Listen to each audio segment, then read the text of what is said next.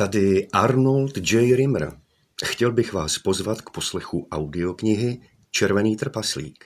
Poslední člověk. V tomto dechberoucím příběhu napříč časem, prostorem a absurdními situacemi najdete víc než jen běžné sci-fi. Je tam napětí, humor, emoce. A já to hlavně. A představte si, Kamil Halbich, ten génius, který mi propůjčil hlas, se vrátil, aby vám tenhle šílený vesmír zprostředkoval v celé jeho holografické kráse.